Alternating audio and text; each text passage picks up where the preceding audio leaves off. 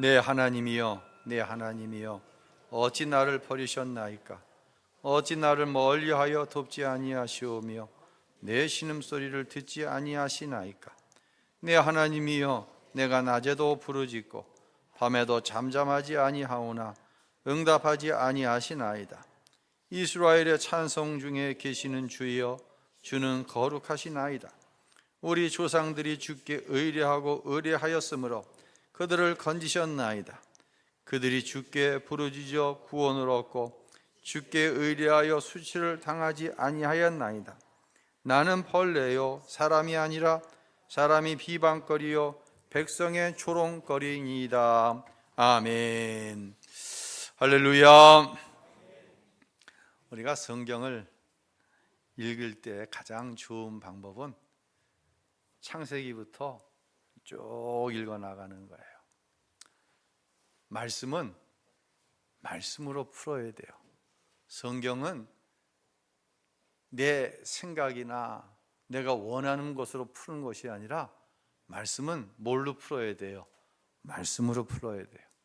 창세기에 막혔던 말씀이 출애굽기에 풀어지기도 하고요, 구약 성경에 막혔던 말씀이 신약 성경에서 풀어지기도 합니다. 특별히 우리가 시편을 강의하고 있잖아요. 벌써 22편, 22주째 하고 있는 거예요. 굉장히 지금 오래 지나갔어요. 지나가는 동안 지난 우리가 시편 21편에서 다윗의 큰 승리를 경험하잖아요. 다윗이 이렇게 기도했더니 하나님께서 이런 승리의 역사를 주셨습니다. 이게 계속되어지면 무슨 내 안에 혼란이 일어나냐면, 그럼 왜 하나님은 내 기도에 응답하시지 않지? 나는 왜 이렇게 계속해서 어려운 가운데 있는데 도대체 하나님 나 무슨 관계이지? 혼란에 빠질 때가 있어요. 자, 여기에 사과가 하나 있습니다. 맛있게 생겼죠? 이 사과는 이 모진 겨울에 추위를 견디었습니다. 눈보라가 치고, 또 어떤 땐 겨울인데 이 겨울 같지가 않아. 그러니까 사과나무에서 때이르게 순이 돋는 거예요. 그러다 다시 칼바람이 붑니다. 이게 뭐지? 이거 봄이 아니야? 다시 겨울이 왔네. 그러다가 따뜻한 봄이 오죠. 야, 봄이다. 겨울이 어려웠지만 견디기를 참 잘했네. 그러다 보면 어느새 여름에 그 장렬하는 태양을 감당해야 하는 시간이 또 돌아오는 거예요. 그렇게 가을이 되어 하나님의 섭리에 의해서 이 사과가 제 손에 들려 있는 것입니다. 여러분, 인생도 다르지 않다고 하는 것이에요. 오늘 시편 22편은 다윗의 탄식 시입니다. 21편에서 승리의 영광을 하나님께 올려드린 것과는 반대로 고난과 탄식이 계속 이어지고 있습니다. 오늘 22편은 1절에 이렇게 시작합니다. 함께 읽어보겠습니다. 내 하나님이여, 내 하나님이여, 어찌 나를 버리셨나이까? 어찌 나를 멀리하여 돕지 아니하시오며 내 신음소리를 듣지 아니하시나이까? 내 하나님이여, 내가 낮에도 부르짖고 밤에도 응답하지 아니하시나이다. 아멘. 정확하게 어떠한 고난이 다윗에게 왔는지에 대해서는 설명하지 않습니다. 그런데 몇 가지로 지금 다윗은 탄식하고 있는데, 이 탄식이 내 삶에, 여러분의 삶에도 있고 다윗에게도 있다는 거예요. 먼저 다윗은 어찌 나를 버리셨나이까? 하나님이 나를 버리시지 않았으면 지금의 이 고난이 있을 수 없다는 것이에요. 더 당황스러운 것은 어찌 나를 멀리하여 돕지 않으십니까? 라고 하는 거예요. 하나님이 멀게만 느껴지는 거예요. 아니, 하나님이 보이지가 않는 거예요. 더 나아가 도대체 이 고난의 이유가 내 죄 때문인가? 불순종, 불신앙 때문인가? 하나님께서 지적을 해주시면 회개하고 내가 바꾸고 하나님 앞에 나아갈 마음의 준비가 되어 있는데 하나님은 아무런 말씀을 하시지 않는 거예요. 그래서 다윗은 내 신음소리를 듣지 아니하시나이까 라고 절규합니다. 죽을 것 같이 힘들어 신음하고 있는데, 아니 하나님은 작은 신음에도 응답하시는 하나님이라고 말씀해 놓고 왜 내 신음소리에 귀를 기울이시지 않지? 왜 어떤 반응도 보이시지 않지? 이러한 삶의 문제가 우리 안에도 있다고 하는 것이죠. 그래서 다윗은 낮에도 밤에도 부르짖어 기도하는데 응답하지 아니하십니까? 라고 절규하는 거예요. 기도를 듣지 않는다는 거예요. 도대체 얼마나 더 기도해야 하는 것입니까? 죽을 힘을 다해 올려드리는 기도를 왜 하나님은 물리치신다는 생각이 들 때에 그 고통은 우리 모두가 다 경험한 바 있는 고통의 문제라고 하는 것이죠. 여기서 다윗은 한 걸음 더 나아가 6절에 이런 고통을 절규합니다. 읽겠습니다. 나는 벌레요 사람이 아니라 사람의 비방거리요 백성의 조롱거리니이다. 자기 모습이 얼마나 비참한지 벌레 같다고 스스로를 비하하는 거예요. 더욱 견디기 힘든 것은 신앙생활을 하면서 야, 하나님이 나를 구원하셨고 하나님이 내 기도에 이렇게 응답하셨다, 하나님을 자랑했는데 고난 가운데 있는 나를 보면서 사람들이 야, 너 하나님이 살아계시다며, 하나님이 너와 함께 하신다며, 하나님께 기도하면 하나님이 다 들어주신다며. 야, 근데 네 꼴이 그게 뭐냐? 너 도대체 그런 상황이 왜 여전히 지속되냐? 사람들이 나를 비웃을 뿐만 아니라 하나님을 비우는데 견딜 수 없는 고통이 있다고 하는 거예요. 그런데 말입니다, 또 저와 여러분과 다윗이 같은 것은 이런 고난 가운데서도 1절에 보면 하나님을 내 하나님이여, 내 하나님이여, 하나님을 나의 하나님으로 여전히 부르고 있다는 거예요. 그리고 결국 하나님께서 자신의 기도를 응답해 주실 것이라고 오늘 본문 25절에 이렇게 이야기합니다. 함께 읽겠습니다. 큰 회중 가운데서 나의 찬송은 주께로부터 온 것이니. 아멘. 다윗의 고난 가운데 절규와 그 절규 가운데도 하나님을 부르며 결국 하나님께서 자신의 기도를 반드시 응답해 주실 것이라고 하는 변함없는 믿음 역시 다윗의 믿음과 우리의 믿음이 같다고 하는 것이에요. 그럼 도대체 오늘의 본문 가운데서 하나님께서 우리에게 주시고자 하는 말씀은 무엇일까요? 여러분, 다윗의 내 하나님이여, 내 하나님이여, 어찌하여 나를 버리시나이까, 이 절규 어디서 많이 들어본 절규 아니에요? 누가? 어디에서? 그렇죠, 마태복음 27장 46절 읽겠습니다.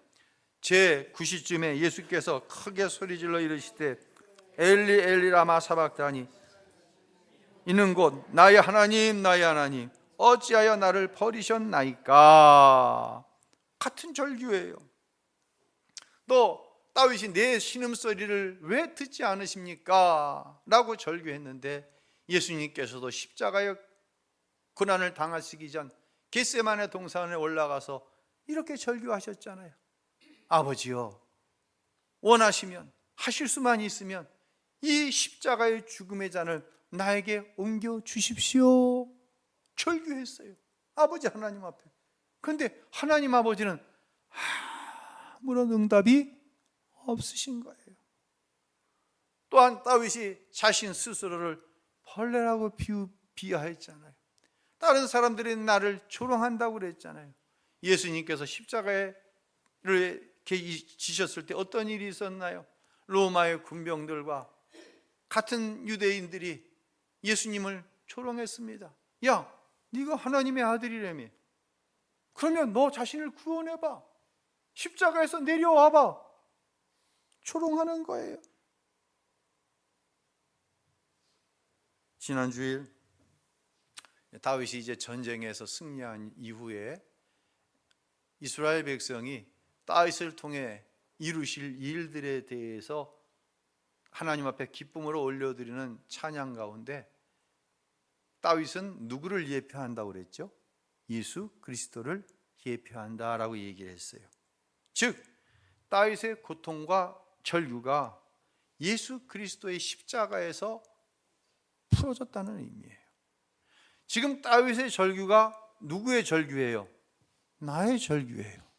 다윗의 이 고통 어린 신음 어린 기도가 바로 저와 여러분의 기도예요. 다윗의 절규가 십자가에서 풀어졌다고 한다면 저와 여러분의 삶의 고난과 절규 역시 어디서 풀어질까요? 그것이 육체의, 그것이 정신적, 그것이 어떤 영적인 고난이든 예수 그리스도의 십자가에서 이미 풀어졌다고 성경은 선언하고 있는 것이에요.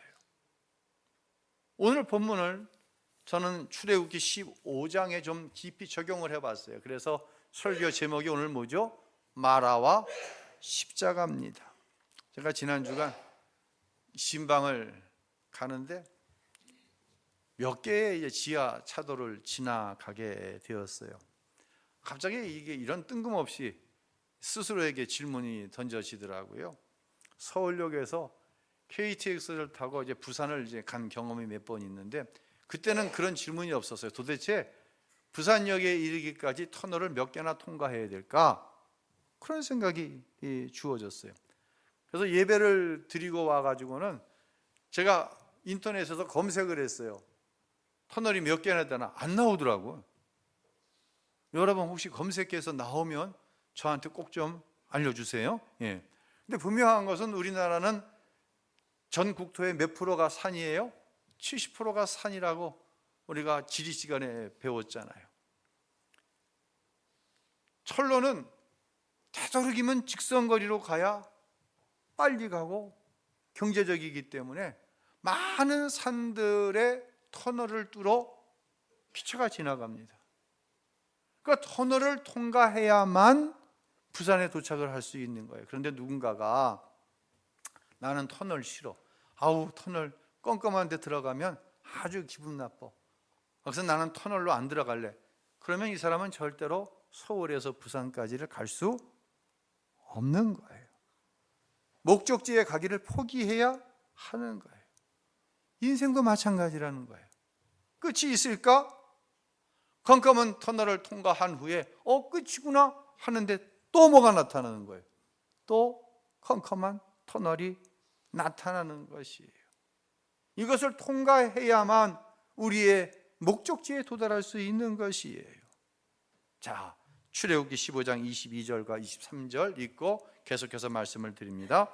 모세가 홍해에서 이스라엘을 인도하며 그들이 나와서 수르 광야로 들어가서 거기서 사흘 길을 걸었으나 물을 얻지 못하고 마라에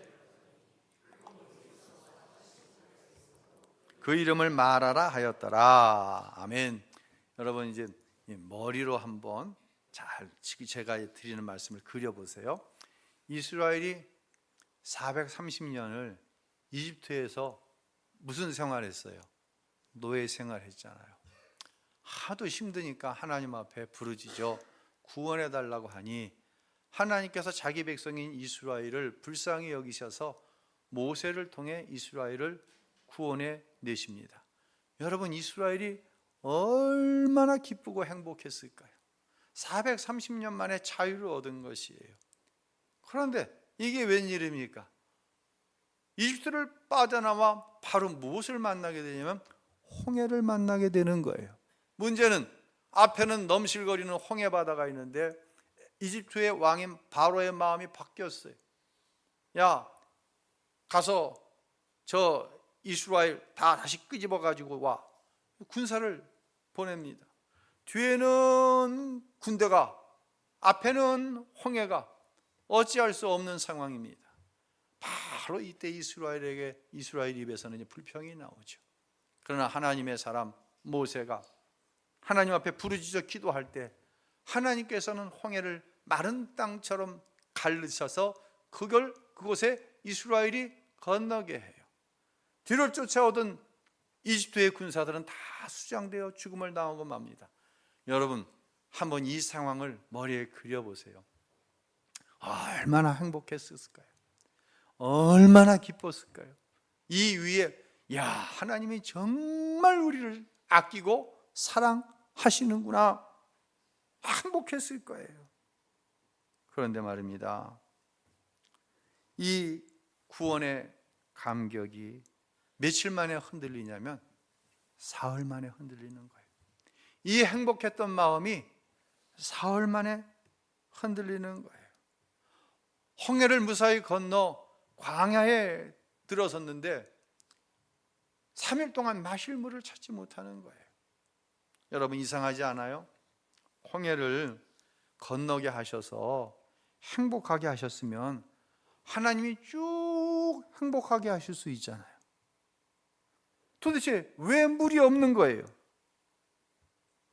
왜 물이 없는 거예요? 그리고 겨우 한 샘을 발견하게 되는데 그 샘에서 나오는 물이 써가지고 마실 수가 없어. 그래서 그 샘의 이름이 뭐예요? 마라, 쓰다. 자, 우리는 어떻습니까? 이스라엘이 이집트에서 종로로 타다가 해방을 받은 것처럼 저와 여러분은 죄의 종, 마귀의 종으로 살다 지옥 갈 수밖에 없는 그러한 비참한 인생이었어요. 홍해를 갈라 이스라엘을 구원하신 것처럼 예수 그리스도를 통해 저와 여러분을 구원하신 줄로 믿으시기를 바랍니다. 너무 감사하고 너무 감격스럽잖아요. 그러면 성도의 삶은 이제 쭉 하나님께서 어떻게 하시면 돼? 행복하게 하시면 되잖아요. 그래서 예수 믿는 것 아닌가요? 행복하게 되려고, 원하는 대로 다 이루며 살려고, 그래서 교회 다니고, 그래서 예수 믿는 것 아닌가요?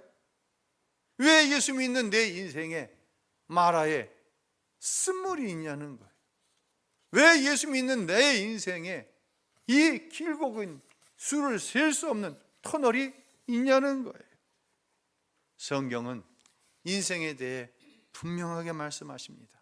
전도서 7장 14절 우리 함께 읽도록 하겠습니다. 잘 되어 갈 때는 기뻐하고 고난의 때에는 생각하여라. 이 두 가지 다 하나님께서 만든 것이다.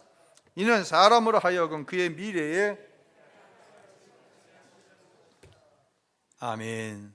여러분, 삶에 잘 되어 기뻐할 때도 있고 원하는 대로 일이 이루어지지 않아 고난을 당할 때도 있는 것, 이것이 하나님께서 만들어 놓으신 인생이라고 성경은 분명하게 말씀하고 있는 거예요. 이것이 보편적인 인생이에요. 그러나 성도는 세상의 사람, 하나님을 알지 못하는 사람과 다른 것이 있어요. 그 뭐가 다르냐? 그 고난을 대하는 자세가 다른 거예요. 그 고난을 헤쳐나가는 방법이 다른 거예요. 자, 오늘 우리가 읽었던 출애굽기 15장 25절 한번 읽어보겠습니다. 백성이 모세에게 원망하여 이르되 우리가 무엇을 마실까 하매 모세가 여호와께 부르짖었더니 여호와께서 그에게 한 나무를 가리키시니 그가 물에 던지니 물이 달게 되었더라. 여러분, 고난이 올 때 사람은 두 부류로 갈라집니다. 하나님이 그 안에 없는 사람, 하나님과 말씀으로 동행하지 않는 사람은 바로 불평과 원망이 나옵니다. 홍해 앞에서도 불평하고 원망하고, 홍해 앞에서 불평하고 원망했지 자기들이 한 일이 뭐가 있어요? 모세가 기도한 덕분에 홍해 건넌 거예요. 물이 없자 또 불평하고 원망하는 거예요. 똑같이 구원을 받았는데 이스라엘은 불평과 원망하는 거예요. 여러분, 그러나 하나님의 사람은요, 고난의 때를 기도의 때로 하는 거예요. 아멘. 지난주일 제자양육 시간에 보편적인 은혜와 특별한 은혜 말씀을 드렸어요. 홍해에서 이스라엘은 모세 덕분에 구원을 받은 거예요. 모세만 홍해를 걷는 게 아니라 불평하고 원망했던 이스라엘도 모세 덕분에, 기도한 사람 덕분에 홍해를 건넌 거예요. 마찬가지예요. 마라의 쓴물 앞에서도 이스라엘은 불평하고 원망했습니다. 그러나 모세는 무엇했어요? 기도한 거예요. 그때 하나님께서는 한 나무를 가리키십니다. 그리고 그 나무의 가지를 꺾어 마라의 쓴물에 던지라고 하십니다. 어떤 일이 일어납니까? 쓴물이 달게 된 것이에요. 기도했던 모세는 특별한 은혜를 경험합니다. 이 특별한 은혜의 내용은 뭐예요? 뭐 했더니? 기도했더니 할렐루야, 하나님께서 응답하시는구나. 하지만 불평하고 원망했던 이스라엘 백성은 같이 기뻐해요. 너무 좋다, 너무 기쁘다, 하나님 땡큐. 바뀐 게 있어요, 없어요? 바뀐 게 아무것도 없는 거예요. 이들은 또 어려움이 생각하면 또 불평하고 원망할 거예요. 사실 이들에게 하나님은 있지 않아요. 이들에게 하나님은 없어요. 이들에게 구원의 기쁨과 감격은 사라진 지가 오래돼요. 세상 사람과 다른 것이 있어요, 없어요? 없어요. 사실 없어요. 이것은 엄밀하게 얘기해서 종교 생활인 거예요. 하나님이 계신 것 같으니까. 그런데 잘 들으세요. 하나님이 계신 것 같은데 하나님이 계시면 큰일 나. 여러분 무슨 의미인 줄 아세요? 하나님이 계시기 때문에 종교로서 예수를 믿는다고 그러고 예배도 드리고 기도 생활도 하는데 하나님이 계시면 큰일 나. 왜? 내 삶 속에 하나님의 말씀이 작동이 안 되고 있어. 그러니 하나님 말씀대로 안 살아. 교회는 다니고 예배는 드리는데 세상 사람과 다를 게 아무것도 없는 거예요. 그러니 하나님 계시면 큰일 나는 거지. 만약에 하나님이 계시다고 한다면 나에게 주어질 것은 뭐예요? 심판밖에 없는 거예요. 너무 다르지 않습니까? 자, 이제 이스라엘이 마라를 지나 어디에 도착하게 되냐면 엘림이라고 하는 곳에 도착합니다. 엘림에 대해서 27절에 이렇게 이야기합니다. 읽겠습니다. 그들이 엘림에 이르니 거기에 물샘 12과 종려나무 70그루가 있는지라 거기서 그들이 그 물 곁에 장막을 치니라. 아멘. 이게 우리의 인생이에요. 홍해를 건넜더니 마라의 쓴물이 나오네. 인생은 그렇게 끝나지 않아요. 그 마라의 쓴물을 십자가의 은혜로 통과할 때 하나님은 우리를 어디로 인도하세요? 엘림에 이르게 하는 거예요. 여러분, 광야에 사막에 지금 샘의 근원이 12개가 있는 거예요. 샘 한 군데에서 물이 솟구쳐도 이것도 대단한 건데 샘이 지금 12군데에서 막 솟아나는 거예요. 그러다 보니까 그냥 잔잔한 조그만 물 웅덩이가 이렇게 생긴 거예요. 그 물 웅덩이 주위에 나무가 70그루가 서 있어서 조그만 숲을 이룬 거예요. 이런 모습은 사실 광야, 사막에서 거의 볼 수 없는 것이에요. 다시 말씀드립니다. 이것이 우리 인생이라는 거예요. 인생의 쓴물인 마라를 십자가의 은혜를 통과하는 성도에게는 하나님께서 엘림, 위로, 재충전, 회복. 하나님이 살아계시지. 하나님이 나와 함께 하시지. 할렐루야. 그것을 경험하게 된다는 것이에요. 다시 말씀드립니다. 그런데 불평하고 원망하고 하나님을 신뢰하고 믿지 않는 사람들은 이렇게 해서 어디까지 가는 거예요? 천국까지 가는 거예요. 가나안까지 가는 거예요. 그러나 이스라엘 백성은 가나안에 못 들어가는 거예요. 왜요? 일평생 그저 누구 덕분에 함께 보편적으로 은혜를 받았지만 하나님께서 심판의 때에 하나님의 나라에 들여보낼 사람들을 정하실 때 누구만 마라와 같은 인생, 때로는 엘림과 같은 이 좋은 때를 어느 때가 되었든지 오직 십자가의 은혜로 나아가지 않은 사람에게는 천국에 축복이 없는 거예요. 이 땅에서 하나님과 동행하는 삶을 살아들이지를 못하는 거예요.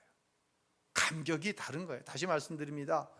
예수를 믿고 십자가의 은혜로 사는 사람의 감격과 그저 교회만 다녔지 감격은 세상 사람들과 똑같아. 이거 하나님 계시면 큰일 나는데, 진짜 설교 시간에 어쩌다 한 번씩 듣는 예수님 앞에서 마지막 심판 때가 있으면 이거 정말 큰일 나는데 다를 수밖에 없다는 것이에요. 다윗은요, 하나님께 버림받은 것 같은, 스스로를 벌레라고 하는 스스로를 비하하는 고통스러운 상황에서도 기도하기를 멈추지 않았어요. 또한 구원의 은혜를 찬송하기를 멈추지 않았어요. 오늘 본문 31절까지 집에 가서 꼭 읽어보세요. 탄식하다가 찬송하다가 탄식하다가 기도하다가 탄식하다가 하나님께서 내 기도를 반드시, 내 소원을 반드시 응답하시지, 계속해서 반복이 되어지는 거예요. 다윗은 아직 이루어지지 않은 십자가의 은혜를 믿음으로 그 십자가의 은혜를 누린 영적인 사람이었다고 하는 것이에요.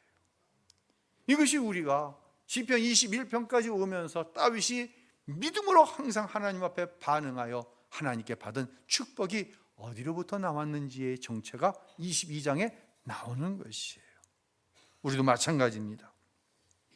우리는 다윗보다 사실 나아요. 왜냐하면 다윗은 십자가의 은혜를 직접적으로 경험하지 못했어요. 아직 예수님이 십자가 지지 않았지만.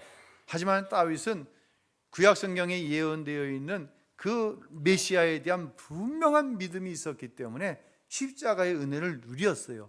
근데 저와 여러분은 예수님께서 2000년 전에 십자가의 죽으심으로 우리의 죄의 문제를 십자가에서 해결해 주셨거든요. 할렐루야.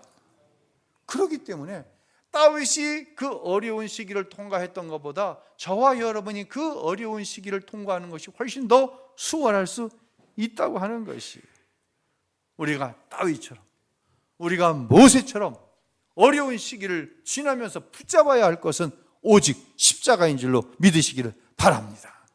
십자가 단단히 붙잡고 날마다 이기며 나가세, 머리에 면류관 쓰고서 주 앞에 찬양할 때까지. 할렐루야. 언제까지? 주 앞에 찬양할 때까지 십자가 단단히 붙잡고 나가는 거예요. 우린 그때 예수의 이름으로 날마다 이기게 될 줄로 믿으시기를 바랍니다. 반면에요, 우리가 눈치채지 못하게 우리의 삶에 살며시 스며들어온 고난이라는 게 있어요. 신앙생활을 이제 시작한 지 얼마 안 되는 한 중년의 남자 성도님이 하신 이야기예요. 목사님, 제 이야기 좀 들어보실래요? 어떤 이야기입니까? 예, 제 딸아이가 6살 때 있었던 일이에요. 그는 그 일로 저는 완전히 다른 아빠, 저는 완전히 다른 가장이 되었습니다. 6년 동안 형편없는 남편이며 아빠였습니다. 하지만 직장에서는 승승장구했습니다. 그때는 그저 돈 많이 벌어다 주는 것이 아빠로서, 남편으로서 제일 잘하는 일인 줄 알았다는 거예요. 그런데 그 사이에 자기의 가정이 무너지고 있다는 것을 눈치채지 못했다는 거예요. 보이지 않는 위기의 때 승승장구하고 있어요. 지금 잘하고 있어, 잘 나가고 있어. 이때 눈치채지 못하게 자기 가정이 무너지고 있더라는 거예요. 그때 한 친구가 저를 교회로 초대했습니다. 이혼 직전까지 갔던 저희 부부가 다시 마음을 모아 오늘 제 딸이 이렇게 환하게 웃을 수 있는 이유는 바로 우리가 예수님을 만났기 때문입니다 라는 고백을 하는 거예요. 사랑하는 성도 여러분, 다윗과 같은 고통스러운 상황으로 여러분이 어려움을 겪고 계십니까? 아니면 마라의 쓴물과 같은 인생을 통과하고 계십니까? 또 아니면 눈치채지 못하는 사이에 내 가정이 무너져 버리고 말지 않았습니까? 그 어느 때든지 저와 여러분이 붙들어야 될 것은 십자가인 줄로 믿으시기를 바랍니다. 왜냐하면 그 십자가에서 모든 죄와 모든 악, 우리가 이 죄와 악에서 벗어나 행복이라고 하는 것으로 나아갈 때 썼던 모든 어떤 방법도 우리에게 근본적인 행복을 줄 수 없다는 사실을 저와 여러분은 너무너무 잘 알고 있어요. 죄 때문이에요. 죄로 인한 심판이 내 삶에, 내 가정에 이루어지고 있는 거예요. 이 죄의 문제는 오직 십자가에서 나의 죄를 대신하신 예수 그리스도의 은혜가 아니면 안 된다고 하는 사실을 우리는 너무너무 잘 알고 있어요. 문제는 뭐예요? 삶 속에서 무엇을 붙들고 있냐는 얘기예요. 여러분을 축복합니다. 십자가 단단히 붙드시기를 바랍니다. 그때 주께서 여러분을 승리하게 하실 줄로 믿으시기를 바랍니다. 마라의 쓴물 가운데 있습니까? 하나님께서 엘림의 축복을 여러분에게 허락해 놓으신 줄로 믿으시기를 바랍니다. 십자가의 은혜로 승리하는 모든 우신교회 성도 여러분들이 되시기를 예수님의 이름으로 축원합니다.